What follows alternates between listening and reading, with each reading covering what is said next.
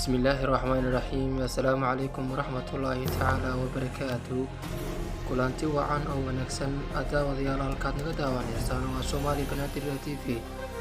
qodobada wararka aad ku daawan doontaan waxaa ka mid noqonaya maxkamadda ciidamada oo xukun ku riday mas'uul ka tirsan maamulka gobolka Banaadir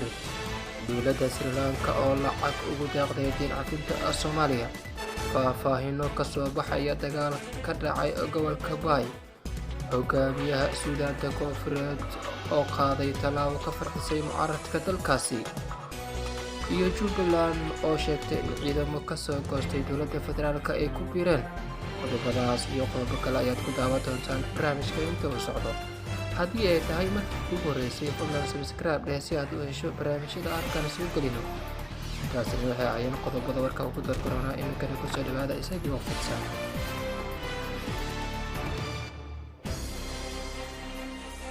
maxkamadda darajada koowaad ee ciidamada qalabka sida ayaa maanta waxa ay xukun xabsi 3 sano ah ku riday kusimihii agaasimaha shaqada gobolka Banaadir Nuur Cali Axmed Mahad Ali kadib markii lagu helay inuu horay uga mid ahaan jiray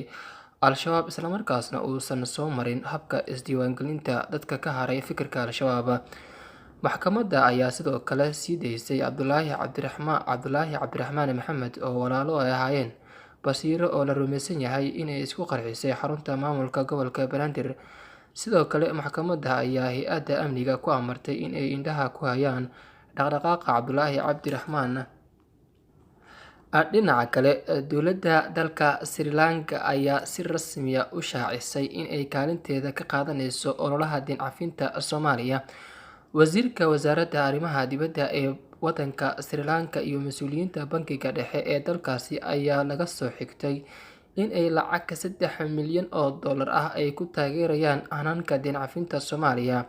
warbaahinta maxalliga ah ee dalka Sri Lanka ayaa ku waramaysa in lacagtaasi lagu shubayo bankiga hay'adda lacagta adduunka ee IMF si loo dedejiyo geedi socodka diin cafinta Soomaaliya go'aankaas ayaa ku soo aadaya maalmo kadib markii bankiga adduunka iyo hay'adda lacagta adduunka ee IMF ay si wadajir ah u shaaciyeen in ay Soomaaliya u qalanto in laga cafiyo deynta lagu leeyahay muddo ka badan 30 sano ah IMF iyo bankiga adduunka waxa ay labaduba sheegeen in Soomaaliya ay mudan tahay in si buuxda looga saamaxo deynta uu caalamku ku leeyahay taasoo cadadkeedu lagu sheegay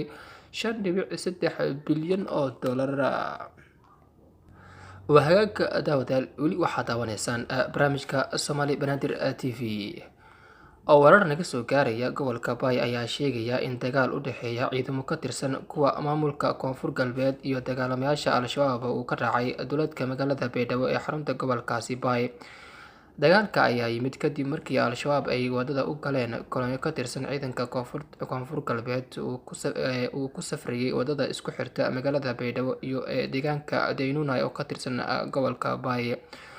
wararkii ugu dambeeyay ee aan ka helnay dagaalkaasi ayaa waxa ay sheegeen in khasaare uu ka dhashay kaas oo soo gaaray dhinacyada dagaalamay hase yeeshee waxaan weli si rasmi ah loo xaqiijin karin inta uu dhan yahay khasaaraha ka dhashay dagaalka dhex maray Al-Shabaab iyo ciidanka Koonfur Galbeed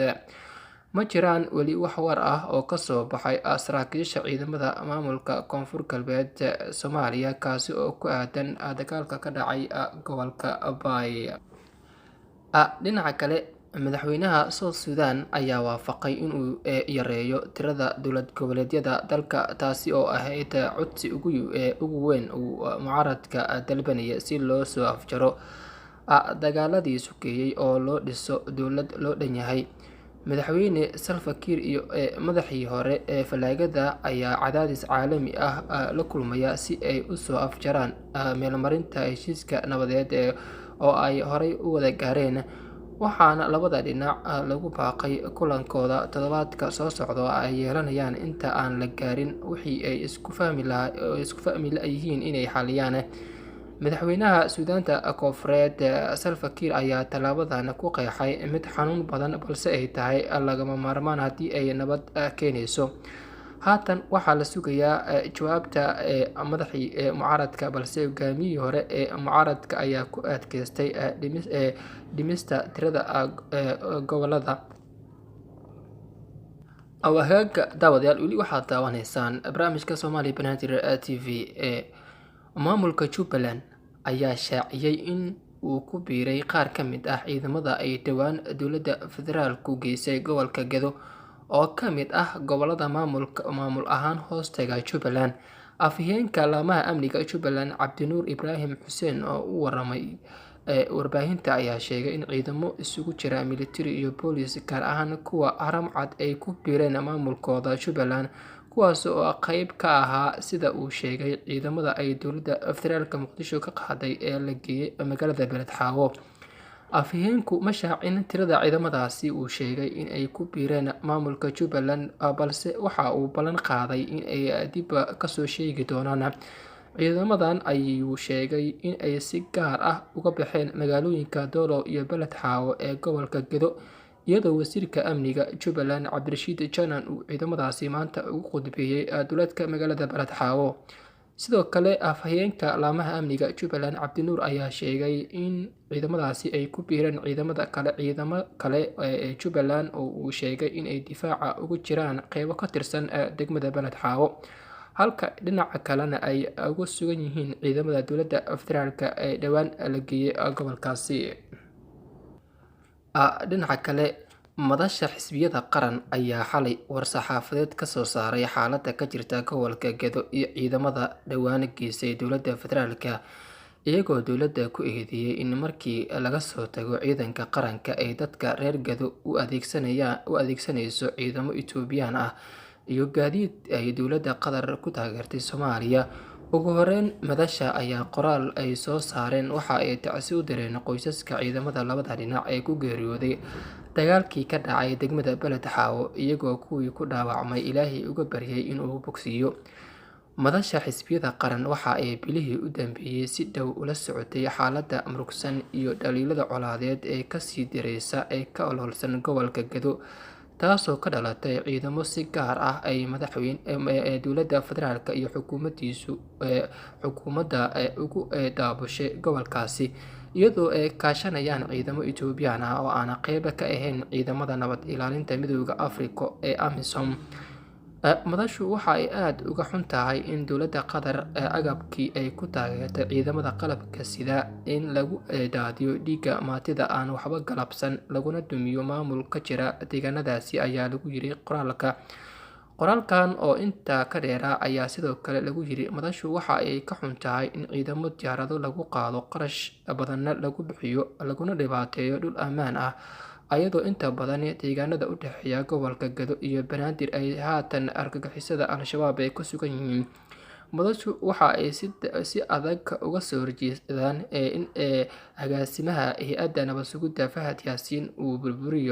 burburinayo qaab dhismeedka ciidamada qalabka sida ee qaranka ee dastuuriga ahaa, isagoo caado ka dhigtay inuu ciidamada u isticmaalo siyaasad guracan oo ka duwan waajibaadka loo igmaday.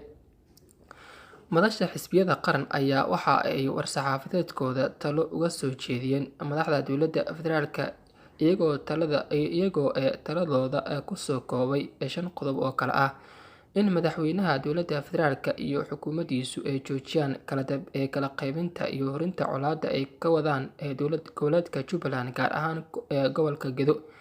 in madaxweynaha dowladda federaalka iyo xukuumaddiisu ay dadaal ku bixiyaan in ay ka xoreeyaan argagixisada dhulka ay haystaan, kana waantoobaan in ciidamada qaranka loo isticmaalo dano gaar ah oo siyaasadeed; in madaxweynaha dowladda federaalka iyo xukuumaddiisu ay u dayso sugidda amniga ciidamada daraawiishta ee Jubbaland, kana kaalmayso sidii nabaddiidka dalka looga xoreyn lahaa. Dowladdu waa in ay dhageysato cabashada shacabka deegaanka gobolka Gedo, lagana qaado xayiraadda sharci darrada ah ee duulimaadyada. Waxaan uga digaynaa ciidamada Itoobiyaanka ah ee deegaanadaasi ku sugan in loo adeegsado khilaafka siyaasadeed ee halkaasi ka jira, waana inay ka fogaadaan waxyeellada shacabka, ilaaliyaan daris wanaagga. Ugu dambeyntii, odayaasha dhaqanka iyo waxgaradka gobolka Gedo waa in ay u istaagaan in howlgallada siyaasadeysan ee xukuumadda federaalku ay ka wado gobolka Gedo aysan isu beddelin dagaal beeleedyo, ayaa lagu soo gabagabeeyay qoraal xalay ka soo baxay madasha xisbiyada qaran.